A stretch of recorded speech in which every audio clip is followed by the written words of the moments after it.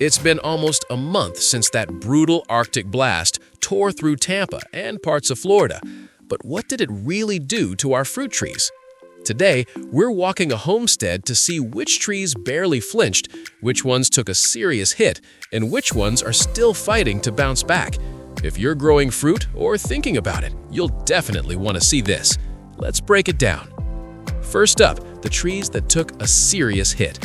The bananas, moringa, jackfruit varieties such as the monkey jack, golden nugget, and china. Mangoes like honey kiss, nam dak mai, and M4, black sapote, noni, tropic pink guava, sugar apples, Gefner atamoya, mame, kaimito. These are true tropical trees. They evolved in climates where temperatures rarely dip below 40 degrees Fahrenheit. When we get into the low 30s or worse, their cells literally freeze and burst.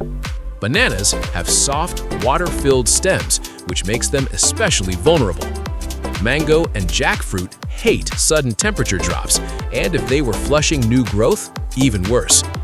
Now let's look at trees that struggled but should recover.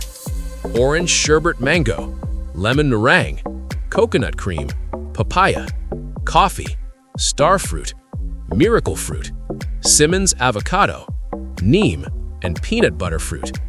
These are subtropical species. They can handle brief dips into the low 30s, but tender leaves and fruit will burn.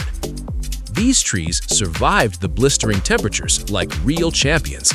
Christmas loquat, as you can see, it has blossoms. Sapote varieties like Redlands White and Campbell White.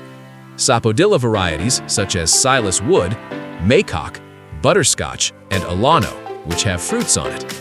Jaboticaba, Vietnamese red pomegranate, Suriname cherry, Barbados cherry, jujube, avocados varieties like Choquette, as well as Ooh La La, and not to be left out, ackee. Jamaicans love this fruit because it is a key ingredient in their national dish, ackee and saltfish. Most of these are considered subtropical by climate zone, but tropical by family, meaning they love heat but can handle mild, temporary cold, especially the loquat and jujube. Why the difference?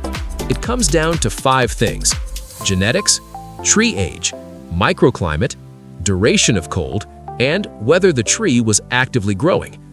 Cold air sinks. Low spots get frost pockets. Trees near structures stay warmer. Bigger trees survive better.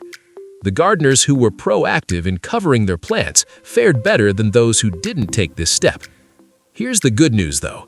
Most of these damaged trees, especially the mildly affected ones, will bounce back. But don't prune too early. Just give them some time. What looks dead might just be delayed. This Arctic blast was a reminder. Even in Tampa, gardeners are not immune. If you grow tropical, subtropical fruits in marginal climates, this is your wake-up call.